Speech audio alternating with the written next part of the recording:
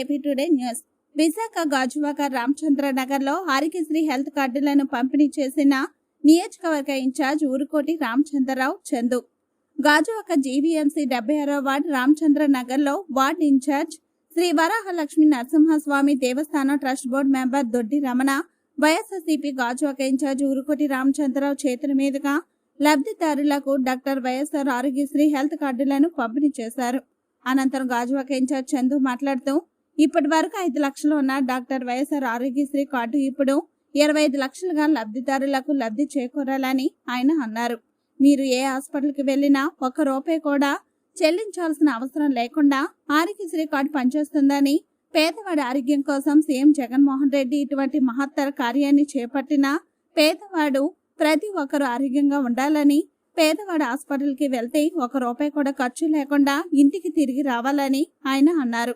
ఈ కార్యక్రమంలో వైఎస్ఆర్సీపీ నాయకులు Shavukari Sarath Kumar, Pramila, Murthy, Vakada Achyutha Reddy, Endava Ramesh, K Ammaji, Reddy Lakshmi, Ramesh, Madhuri, R Triveni, P Pavani, Y Vijaya, K Jagadeeswari, Y Usha, Srilatha, 76వ వార్డు వాలంటీర్లు, సచివాలయం సిబ్బంది తదితరులు పాల్గొన్నారు.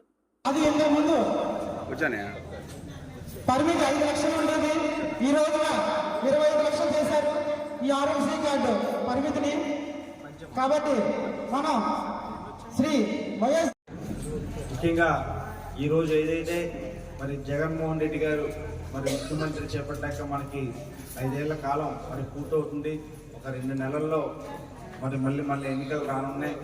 అయితే ఈ 5 ఏళ్ల కాలంలో ఆయన ముఖ్యమంత్రి అయ్యాక ఏమేమి చేశారు, ఏ కార్యక్రమాలు, సంక్షేమ కార్యక్రమాలు చేశారు, ప్రజలకు ఏం మంచి చేశారు అన్నది ఒకసారి మనం వెనక్కి తరిచి చూసుకుంటే మీ అంతలో మీరే జగన్మోహన్ రెడ్డి గారు ముఖ్యమంత్రి అయ్యాక మనకి ఇంటికి ఏం జరిగింది, ఏం మంచి జరిగింది మనకి అన్నది ఒక్కసారి ఆలోచించుకుంటే ఆయన ప్రభుత్వం వచ్చాక ముఖ్యమంత్రి అయ్యాక ఏం చేశారు మీ అందరికీ కూడా అర్థమవుతుంది.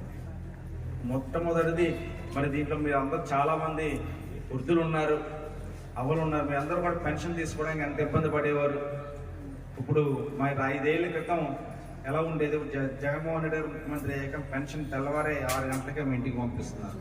అలాగే మనం ఇంతకుముందు ఏమైనా సర్టిఫికేట్లు పొందాలన్నా, సంక్షేమ పథకాలకి దరఖాస్తులు చేయాలన్నా, లేదా ఇల్లుకి దరఖాస్తు చేయాలన్నా, ఒక ఎంఆర్ ఆఫీస్కి పనుంటే అంత వెళ్ళాలి, మున్సిపల్ ఆఫీస్కి వెళ్ళాలి. ఏ పనున్నా సరే ఎక్కడికి వెళ్ళేవాళ్ళు ఎంఆర్ ఆఫీసుల చుట్టూ, మున్సిపల్ ఆఫీసుల చుట్టూ, అలాగే స్థానికంగా ఉన్న నాయకుల చుట్టూ కాళ్ళు అడిగేలా తిరిగేవారు. మీరు అందరూ కూడా ఎవరో ఒకరు రికమెండేషన్ చేస్తే మనకు పెట్టకపోతారా, బాబు ఇలా కార్డు ఇస్తున్నారు, కార్డు చేయించు బాబు అని అంటే ఎవరు చెప్తే పని అవుతారు. కానీ ఇప్పుడు ఆ పరిస్థితి ఉందమ్మా.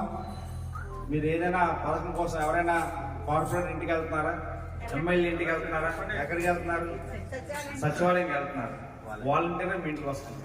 ఏదైనా మీకు ఏదైనా టెక్నికల్ ఇష్యూ వస్తే, ఇలా అవ్వలేదని వస్తే ఒక మాట సాయం మాత్రం కార్పొరేటర్గా కానీ, వార్డు ఇన్ఛార్జ్ కానీ, ఎమ్మెల్యే గారు కానీ, చూడమ్మా వాళ్ళకి ఏదో మీటర్లు ఏవో చూపిస్తా అంటే వాళ్ళు కానీ ఆ విధంగా ఏదో సాయం, ఆ విధంగా మాట సాయం కోసం చేస్తాం తప్ప మీరు ఈ యొక్క సంక్షేమ పథకాల కోసం కూడా మీరు అర్హులైతే ఎవ్వరి రికమెండేషన్ కూడా మీకు అక్కర్లేకుండా మీకు ఈ యొక్క పథకం అందుతుంది.